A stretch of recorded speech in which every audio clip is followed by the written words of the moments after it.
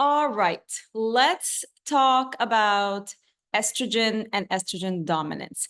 Estrogen is one of your most important female hormones. You have a lot of hormones, and in the next few days, I'm going to talk about all of them. But estrogen is a key one, especially with women, especially because of our cycles, especially when we go through perimenopause and menopause. So this is why I'm going to start with this one. When we see an issue with estrogen, and most of the time the issue is with estrogen dominance, and it can be very frustrating when you are in your 40s or early 50s and you're going through what's supposed to be perimenopause or menopause, and your estrogen is supposed to be decreasing, but instead you find out that you have something called estrogen dominance at a time when you're supposed to have less estrogen. And then estrogen dominance starts to create this domino effect of symptoms in your body.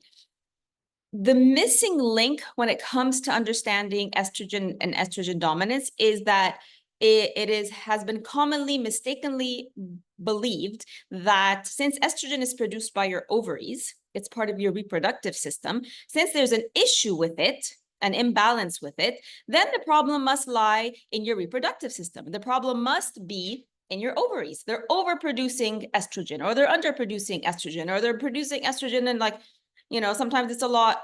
Hang on, what is this? Sorry. Sometimes it's a lot, sometimes it's a little. And so there's a lot of confusion there. And then that's what makes balancing your estrogen and healing the symptoms from estrogen dominance very challenging because they're looking in the wrong place.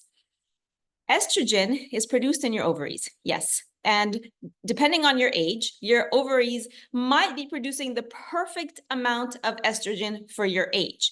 And it does that every single month because estrogen regulates your cycle.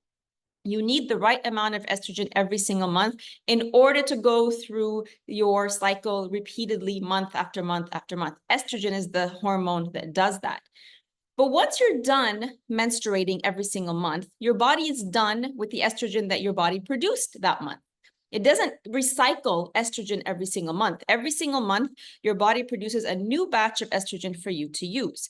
So what happens is when the estrogen is used up, when you're done with your 28-day or 30-day cycle, that used up estrogen has to be filtered through your liver in order to be eliminated through your body, through the elimination pathways, to make way for the fresh estrogen that's going to come the following month.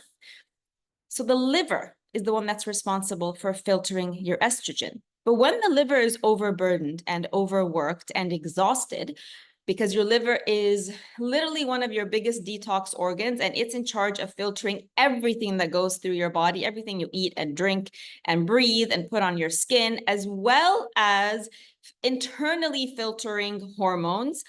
When it's tired and overworked, because it's always been given junk food, processed food, caffeine, alcohol, lots of bread, lots of cheese, lots of pastries, lots of croissant, lots of cereals, overconsumption of animal protein, overconsumption of animal fats, it gets really tired. It can't do its job. One of which is to filter the estrogen. So every month when your body pushes through the used estrogen, the liver can't filter it. It can't get rid of it so that your body can eliminate it. It gets stuck. So instead of releasing the old estrogen that you don't need anymore to make way for the new estrogen the next month, you end up with this old used estrogen still circulating through your body. And then guess what happens? The next month, your body continues to produce a new batch. So the body's not like, oh, we still have some left over from last month. No, still going to produce a new batch. Estrogen is going to do everything that it needs to do so you can have your cycle, and then it's going to get pushed to the liver again so the liver can filter it and eliminate it from the body. But again, the liver won't be able to do that because it's overburdened from other things. So then again, that dose of estrogen for that month gets stuck in your body, and so on and so on and so on. And so you end up with a backlog of estrogen in your body, and it's the used estrogen, not the fresh estrogen.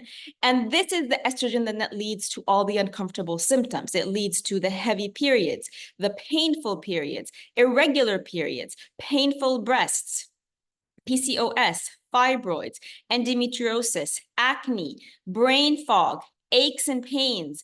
You might think that this is a problem inside your uterus, but the problem goes back to the liver. So in order to fix your estrogen dominance, in order to balance your estrogen dominance, guess where we have to look? Not your uterus, not your ovaries, it's the liver. Estrogen dominance equals a congested liver. This is what I want you to remember today. We cannot balance estrogen dominance and all the symptoms that result from estrogen dominance without focusing on detoxing the liver, removing the burden off the liver by removing the toxic foods, the wheat, the dairy, the sugar, the processed foods, the alcohol, the caffeine, the whole list I always give you. The only way to detox the liver so that it can jumpstart and be able to filter estrogen properly is to detox it from these foods and to release the burden so that it can be a well-oiled functioning organ again. And this is what I help you do in the hormone detox program. I'll show you exactly what foods to remove to relieve the liver of this burden and exactly what foods to add, because just like, remember, we talk about toxicity and deficiency.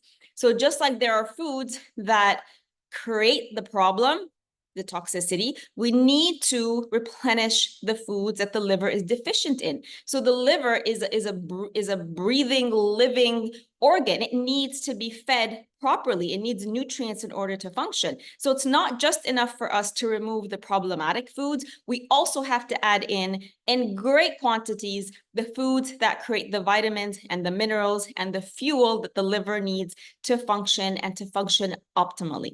And this is what we do in the program. So we start September 15th. I share all the details in the comments. I share all the details in my posts. If you have a question about any hormonal condition or chronic condition that you have, please message me so we can talk about it. The amount of conditions that are linked back to the liver is almost infinite. It's almost every single condition in the body can be linked back to a clogged liver, a tired liver. Estrogen dominance is just one of them. So message me, let's have a chat about your health. And tomorrow, come back in and we're going to talk about insulin, the other very, very common hormone that becomes imbalanced for everybody, not just men and women. Have a great day.